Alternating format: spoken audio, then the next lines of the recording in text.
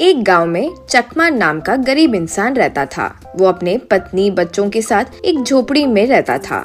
घर चलाने के लिए घर के सामने ही मिट्टी के घड़े, मिट्टी के चीजें बनाया करता था। उन्हें बाजार में बेचकर वो पैसे लाकर पत्नी को देता था। उनके दोनों बच्चे सरकारी स्कूल में पढ़ाई करते थे।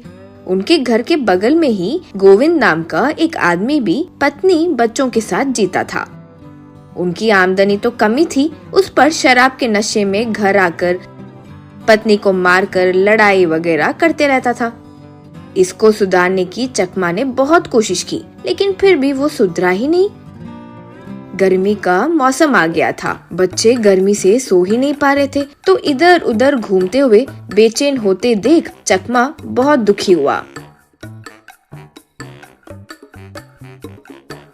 उसकी बेटी, पिताजी हवा नहीं आ रही है तो हमें ठीक से नींद नहीं आ रही है, इसीलिए स्कूल में नींद आ जाती है। टीचर डांट रहे हैं, पाठ भी समझ नहीं आते अब तो। यूं बोली। तब बेटा, पिताजी हमारे घर में तो बिल्कुल हवा नहीं आ रही है, कल से बाहर सो जाएंगे बोलने पर माँ बिल्कुल मानती नहीं। यूं कहा। तब माँ, बाहर सोने पर मच्छर काटेंगे बेटा, फिर दुनिया की बीमारी हो जाती है, बस थोड़ा सब्र कर लो, मौसम ठीक हो जाए तो बाहर सो जाना। यूं कहा। तब बेटा, क्या पिताजी हमारे लिए एक फैन खरीद सकते हो ना, गर्मी बर्दाश्त नहीं कर पा रहे हैं। चल छोटी, स्कूल के लिए देर हो रहा है। यूं कहकर दोनों चले गए। ये बात चकमा को बहुत दुखी कर चुकी थी। तब पत्नी से, हमारे पास फैन खरीदने के पैसे कहाँ हैं बताओ, बच्चों को कैसे बताए पता नहीं, वैसे हमारे घर पे तो करंट लाइन तक नहीं है। तब पत्नी, एक काम करो, अब मिट्टी से एक फैन बना दो, वो तो देखकर खुश हो जाएंगे बेचारे। करंट कनेक्शन मिलेगा तब तक रुक जाओ कहकर झूठ बोल देंगे और टाल देंगे। यूं बोली। ये ख्याल चकमा को पसंद आया।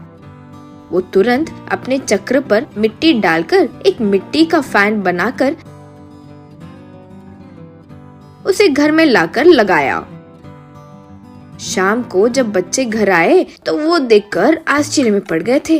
तब माँ, बच्चों देखो, पिताजी तुम लोगों के लिए फैन लाए हैं, लेकिन हमारी बस्ती को सरकार अभी करंट लाइन तक नहीं दिए, वो देते ही हमारा फैन घूमने लगेगा, तब तक पिताजी को तंग मत करो, ठीक है? यूं बोली। बच्चे ठीक है कहकर मान गए। रात को सोते वक्त वो फैन घूमने लगा, उससे सब खड़े हो गए। तब वो फैन, मैं एक मायावी फैन हूँ, मैं जहाँ भी रहती हूँ वहाँ के परेशानियाँ दूर कर देती हूँ। अब से मैं तुम लोगों को रोज पैसे और सोना दूंगी, उसकी मदद से आप लोग भी तरक्की करके 4 और लोगों की मदद करें। कहते ही उससे पैसा और सोना आने लगा। वे सब नमस्कार करके वो पैसा और सोना ले लिए।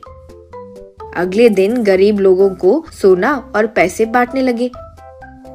वो देखकर गोविंद आश्चर्य में पड़ गया। ये क्या, इनके पास तो खाने का पैसा तक नहीं रहते थे, अब ये लोग दान करने चले, आश्चर्य की बात है। सोचकर वो भी लाइन में खड़ा होकर पैसे लेने लगा। कुछ दिनों बाद चकमा और उसके घर वाले बड़ा घर, कार सब खरीदकर अच्छे से रहने लगे। वो देखकर गोविंद चुप नहीं रह पाया।